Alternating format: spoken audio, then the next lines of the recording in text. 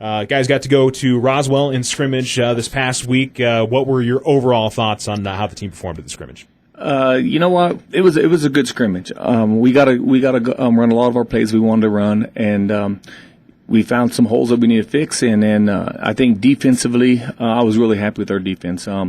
They drove the field. They scored 3 touchdowns, and one of them, our poor safety, got picked by the referees, and so I felt they threw a long bomb on our corner, and then I felt they had one drive, and I think defensively, I thought we did really well. In the red zone, we got a lot of reps with a lot of younger players to see how they did, and we got a lot of evaluation on a lot of players, and I was really happy with that. Offensively, we seen a lot of areas we need to fix, and it definitely showed. We only had this last week to prepare really for a different defensive front for Clovis for a scrimmage, because we didn't want to spend a lot of time getting ready for Clovis for a scrimmage. And the problem is, we have old linemen that get sick and can't practice and stuff, and then now you're talking only get 1 or 2 days to practice, and it definitely showed. So we'll get on film and we'll improve that, and we'll see what happens. Do you feel like at this point you like what the offense is doing in terms of grass and the spread? I know. The offensive line, you're kind of running a little bit of a mash unit right now with guys being hurt and sick, but do you like where the offense is at? Well, I don't know if I'm satisfied with anything.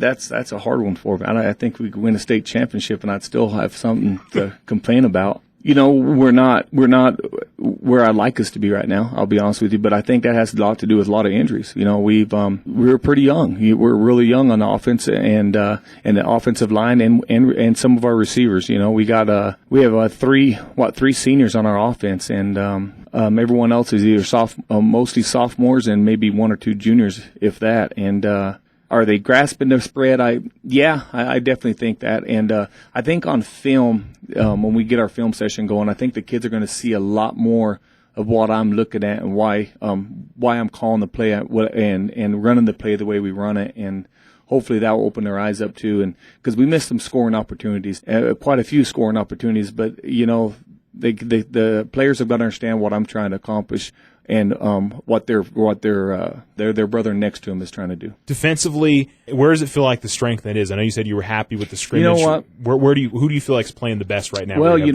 defensively, we had, and that was a hard one. Right away we lost one of our best defensive players on the first play, and so that hurt us. That hurt us pretty bad. And hopefully we'll get him back. And this week, it's kind of a blessing that we have this off week. To be honest with you, it's amazing how things work out, because we definitely need this week to maybe try to get some of our players back and healthy. And I thought JJ and I thought Moses and I thought our whole D line did a really good job. And I thought we put a receiver at a DN in 1 week of practice, and Sir Dante, and I thought he did a great job being just 1 week at practice and a wide receiver at that. But we had to do that because of injuries. We had a defensive end turn his ankle the day before the scrimmage, so you're having to rush some people in different positions. Stovall, I thought, had a really good one. And then our younger linebackers that came in and played, I thought they played really well. And some kids that weren't starting are going to probably be starting now too, and that's a good thing, because when you have that competition with our kids on defense, it's a good day. And a couple of them, at least two kids are in probably starting positions that weren't starting earlier. Let's preview a little bit about, you talked about starters and some of the guys we're going to see. You've landed on a guy that you're going to put in the quarterback position, and talk a little bit about what led you to choosing Isaiah. Obviously, we're young at quarterback. I think we've talked about that. We have our 2 sophomores and a freshman, and they're all great athletes, and they all bring something different to the table. But I think with what we need to accomplish this year and with our youth, Isaiah helps the team the most in what he does very well, and he's really starting to get figure out the reads. And the one thing he brings is a toughness to him, because he's got the God-given ability of size, and he'll dang sure hit you. And I think it was hard for him. I think when he first started against Clovis, it was a first varsity experience and against obviously a very, very good team, a team that's all seniors. But once he started getting in there and started getting down and getting hit and running that ball, I just seen a different person too. And it was nice to see him man up and, hey, we're going to drive this, and he drove us 70 yards and scored. It's just a lot of potential. I'm excited to see what he does throughout the year. And we just got to keep him healthy, and our other quarterbacks keep them repping, and we'll see from there.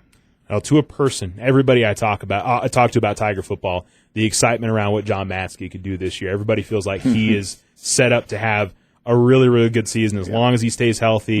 I don't know if you want to say he's the heart and soul of that offense, but I tell you what, he runs hard and he does a lot of things really well. He definitely does, and I think obviously Clovis knows that too, because they had people watching him. You know, Matzke, when he runs, you see people bouncing off him. I don't think a lot of people realize, but he's hard to tackle. You know, I think our defense players will tell you that it's not just that you got to hit him; it's just bringing him down to the ground, because he is a hard running back to tackle, and he's fast. And does he have a lot of areas to improve in? Absolutely, he does. He's just like all of them, all our players on offense. And as he keeps getting better and better, he ought to be going into the season having a pretty good year. I know him having a good year, that will definitely dictate our season too. Who else do you think will maybe spell him or maybe important in terms of the backfield for you guys? You know what, we do. We have Silva, and he's a sophomore, and I tell you what, he really impressed me in the Clovis too. He ran the ball really, really well. And then besides that, we have Keyshawn. Keyshawn, I would move to running back also from the slot position, and then after that, I mean, we still all our receivers play running back, and they can play running back, and they're just all young. Our only upperclassman that we have at running back is Matzke, and we'll see. But I could, you know, Edward and Winrow, all those guys do work offense too, and so, you know, they could play offense if I need to. Obviously, the spread, you're going to have a lot more in terms of the wide receiver position. We've talked about Keyshawn and Andrew. Both those guys seem to like they're going to be a big part of what you do. Talk about them and talk about some of the other guys we'll see this year. You know what? Andrew Yates is, I tell you, he probably impressed me the most this week. That in the scrimmage of our receivers, and you'd look at him, and surprisingly, you would not think he's as fast as he is, but the kid runs full blast and he runs hard, and he does the little things right. You know, he's a player that is not selfish at all. He's all about winning. He don't care if he catches the ball. He doesn't matter to him. He just wants to win, and I think that's the best thing about Andrew Yates is that. And you know, a perfect example. When we had some injuries, he says, "Coach, I'll play tackle." You know, and that's the kind of character he is. You know, I mean, what a great young man he is, and he was serious. And don't think we didn't think about it, because we did think about it. We think, man, he'd make a heck of a good offensive tackle. But on that, you know, it's what's best for the team, and I think losing him at wide receiver, I think that'd be hard to replace him, because he's pretty special. There's no doubt about it. He catches some tough routes, and he's a hard guy to guard because it's his size. And I'm just predicting we'll get a lot of pass interference calls with him, because when he gets that body turned around, yeah, they got to go through him to get around him, and he uses his hands very well. Keyshawn's a little different. He's more like a scat back. The kid he could cut on a dime, and that's what makes Keyshawn special. He missed last year's football, and he ran one play this week that really, really impressed me. We ran a little jet sweep with him, and boy, he really impressed me on that jet, because he made a lot of people miss and to make some yards. And he's definitely a warrior, and we'll see what happens with him. And then we have Hunter and Brandon, our other receivers, and those two kids, sophomores. I'm telling you right now, they're studs. If they keep improving like they are right now, when they're seniors, oh my gosh, they're going to be the best receivers in the state. Really, really good young players. Offensive line, the guys you expected in the season, the guys you were able to work with in the offseason, obviously you've been dealing with some things that are holding them out. And now, you know, we talked a little bit earlier about guys who are youthful that are going to have to step up. That's what you're probably going to need early on in the season from your offensive line, right? Yeah, our offensive line right now it's been a mash unit lately, and it's too bad, you know. Hopefully we get some of them kids healthy, and we can get our offensive line back together. And it'd be nice to just go through 1 week of practice with the same offensive linemen, and we'll see what happens. And it's just fluke accidents, you know. I mean, they're non-contact drills, whatever it may be, and are just going through the motions, going through, you know, just to make sure everyone's hitting their lanes and stuff and popping ankles. And it's been pretty bad luck on that part, but hopefully, God willing, we'll get some of them kids back, and we can start getting that O-line going again, because it's been rough on the O-line. There's no question about it, and we'd like to stay a two-platoon team as much as possible, but obviously that will go to a certain point, and we're going to have to start stealing from using players on both sides of the ball. Who are some guys you're expecting a lot from on that offensive line this year? We have Bubba, and we have Martin. Both those kids are sophomores, and I'm going to tell you right now, they're really good. And our other positions, they're up for grab right now. Of course, we have Comer, and he's a senior, and Man, the kid is just so intelligent. I'm going to tell you, he's one of them kids that you would never worry about going to, if you're going to a back alley, you want him next to you because that kid is a warrior, and he will back down to no one. He jumped into center for us and against Clovis, and they had their nose is a pretty good sized boy, and I tell you right now, boy, Comer was fighting. Let's move over to the defense, and obviously there's a little bit more stability in some of these places, even though injuries have affected a little bit. Let's go over to the defensive line and talk about some of the guys that'll be impact players for you this year on that side. JJ, and then we have Moses. Both of those kids, again, their Moses motor never stops. The kid is wired nonstop. I mean, when you meet the kid, you'd be amazed. When you talk to him, he's all nice and he's not really hyper. But as soon as you put him on the field, he's going 100 mile an hour all the time. He definitely plays with a chip on his shoulder, and he's got to control that obviously. And him and I, we talk about that because we can't afford any kind of penalties. But boy, I like that chip though. I don't want him to lose that chip because he's second to no one, and I like that. I like that a lot in Moses. And when you look at him, a perfect example this week. I mean, he did really, really well against a huge offensive line, probably the biggest offensive line we'll face all year. And Moses played tough, and so did JJ. And then of course Comer, again, he had to play. He played on both sides there, and he's another one that his intelligence is second to none. I'm telling you, no wonder he's a 4.0 kid, and there's nothing you could tell him one time what to do and he does it. He's a very coachable kid. With his smarts and his intelligence, he knows how to do his reads and knows how to squeeze down when not to squeeze down, and he does that very well. And that he gets himself in positions to make the plays. And then on the other side we have William Hooper. We didn't get to see him. William didn't get to play. I've obviously I know William because that's my son, so I know what he can do. And he's the one. He turned his ankle the day before the scrimmage, so he didn't get a play. And then that's when we had Serdante, a wide receiver, jump in and play, and really, really good. For a week at defensive end, I'm really impressed. His potential is going to be really, really, really high. But the one thing I like about Serdante is he'll chase down plays. Like he'd get blocked down and they break a run. You think the kid's gone, and heck no, here's Serdante chasing him down, batting the ball, making him fumble. You don't see that a lot from defensive linemen when you have the kids that fast. I mean, he's a 4.6 kid, and yeah, he really played good. Let's go back to linebackers. Obviously you mentioned losing Oscar Gallegos is certainly going to be an issue for you guys. I know you had some players that stepped in, and some guys will be able to, including Sean Stovall. Yeah, you know what? We did have some linebackers that stepped in. Farrington. He stepped in and played the linebacker spot and did really well. And, he's only been there for, a few weeks now. And, we moved him from an outside linebacker spot to a middle, inside linebacker. And Coach Wilkie's done a great job coaching him up. And, he played really well. He still has a lot to grow and to do, but, he's got the makings to be a really, really good linebacker. And then we have Alex Cruz, and then we have Flores. And Flores, he played really well too. And he stepped in on the goal line. Really impressive with him. I tell you, he'll knock your head off.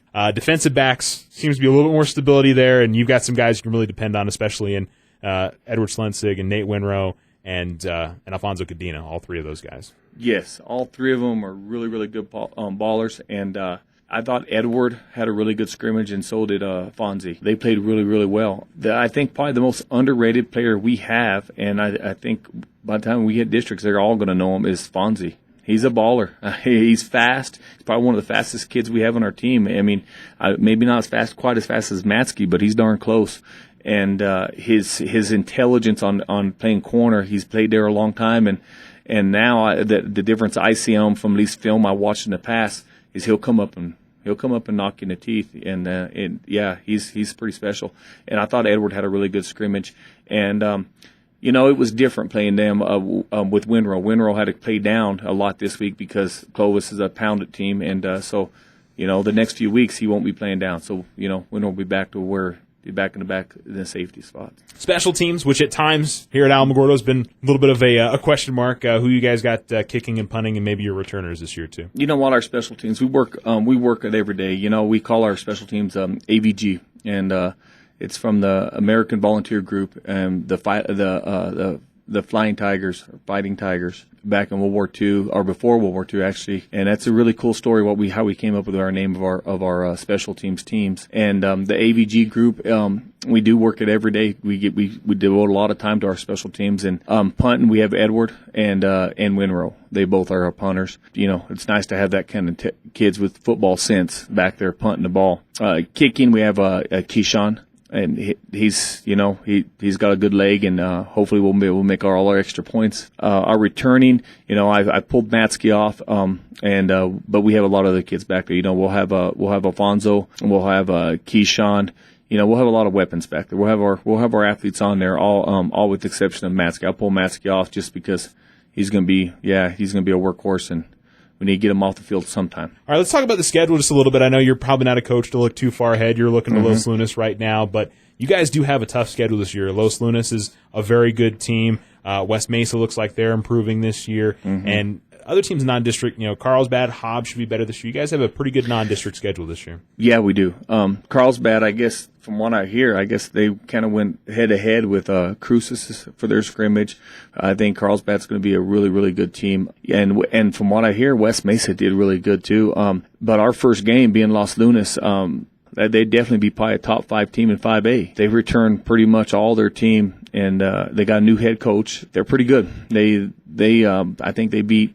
I hate to say beat because it's a scrimmage. I think people overrate scrimmages, my opinion. But they scored 6 touchdowns to Farmington's 0. So it looks like they're picked up where they left off last year with good defense, and their defense was really, really stout last year.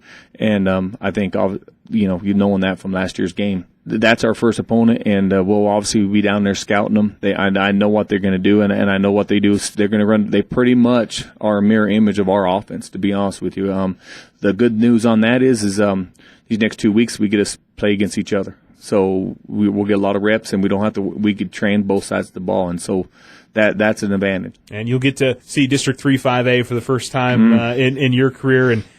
We know Mayfield and Cruces are going to be very, very good. Oñate looks like they're solid. Gadsden's better than they've probably been in many, many years. It's going to be another tough district this year. If they don't take minimum three out of our district, I'd be shocked. I really would. The district is just tough, and I think Mayfield. They're Mayfield for one, and then they got a lot of tradition behind them. But it sounds like they scrimmaged really, really well from coaches I've talked to, and so.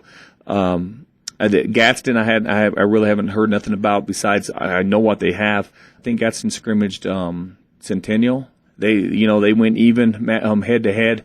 Yeah, our whole district, Oñate is the whole district's gonna be a buzzsaw. Just getting out of our districts to get to the playoffs. That's a great accomplishment right there. And let's just talk about expectations for this season. I mean, if you sit down at the end of the year, I'm sure every coach wants to win the state championship starting off at the end of the year, but expectations for you going into this season? You know what? It's our expectations never change. I think every coach will tell you that if you play every game to win. It's funny when people ask you, "Well, you plan, how you going to do tonight, coach? You going to win?" I'm like, "Well, heck, we don't play to lose. I guarantee we don't practice every day to lose a game. We feel we could try to put our kids in positions and take advantage of situations that we try to win every game, and that's our goal. And our goal is to make the playoffs. Expectations, I will never put a low bar down for our kids. I don't think any good coach would, and I'm going to raise that bar as high as I can, and that's to play for a state championship where Alamogordo needs to be, and our kids are going to fight for that. The one thing I can guarantee is our kids are going to fight every play, and that's the one thing I really want to see in our kids. Every play, no matter what, we're going to fight, and we'll see what happens. But yeah, no, we're playing for that blue trophy. There's no question about it, and to get in the playoffs and send off these seniors in the right way.